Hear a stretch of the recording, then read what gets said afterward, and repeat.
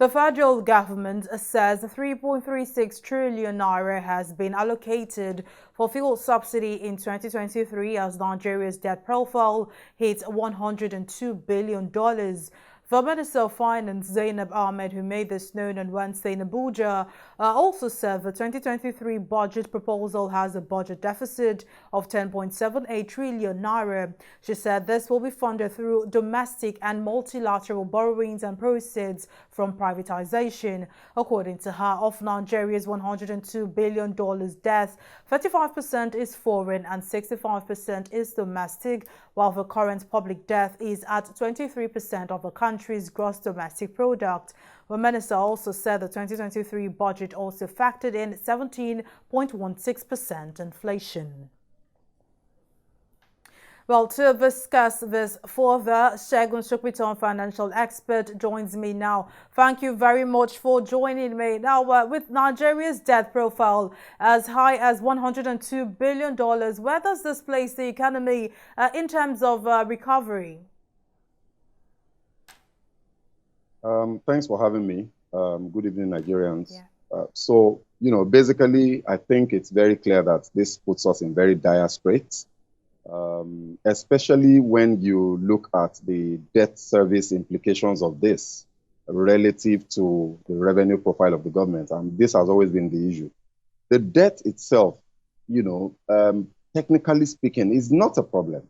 People owe, economies owe, and the federal government will still argue with you that our debt to GDP ratio is still very healthy, and it's true.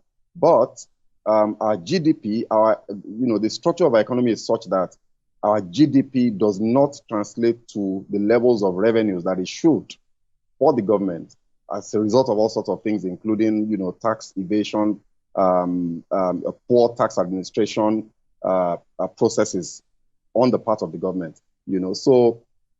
Because of that, we must not look at the debt to GDP ratio. We must look at the debt to revenue ratio, or the debt service to revenue ratio, and that ratio is well over 100% now, and that's very, very alarming. In other words, for a layman, Nigeria, the federal government of Nigeria is earning less than it has to pay to the debtors, to the creditors of the country, and that's a big problem.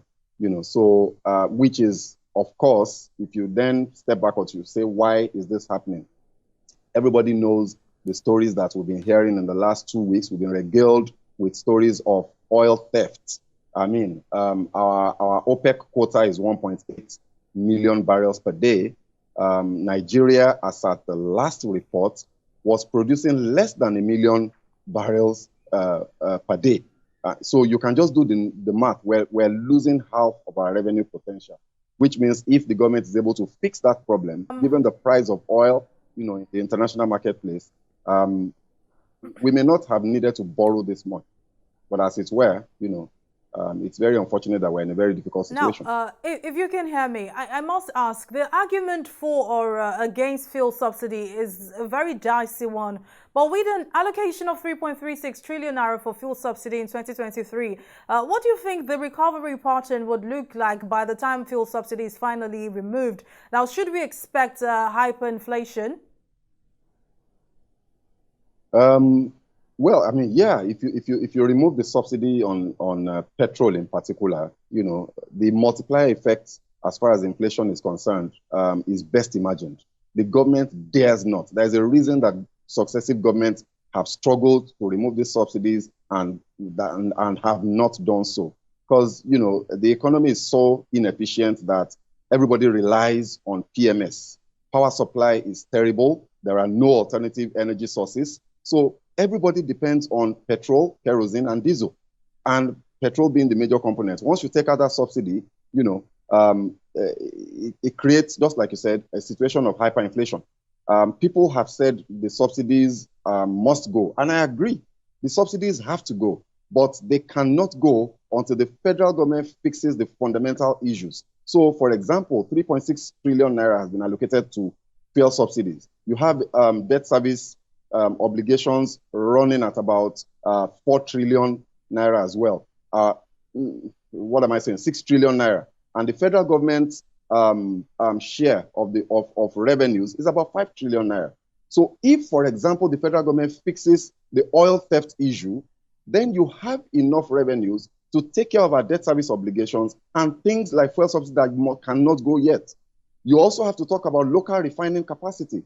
Those are issues that the federal government have to fix. You have to talk about alternative strategies for funding the activities of the government, especially the capital component. You know, must we borrow to finance all our capital projects? There are so many other ways of attracting private capital to fund the budget. What is the government doing about this? You know, so before you start talking about fuel subsidy removal, you really, really have to look at a lot of the other issues can you hear me, that Mr. Sopitan? I'm afraid that's how much we can take on yes, the news. yeah. But thank you so much for joining us, Segun Sopitan, financial expert. Thank you very much for your contribution.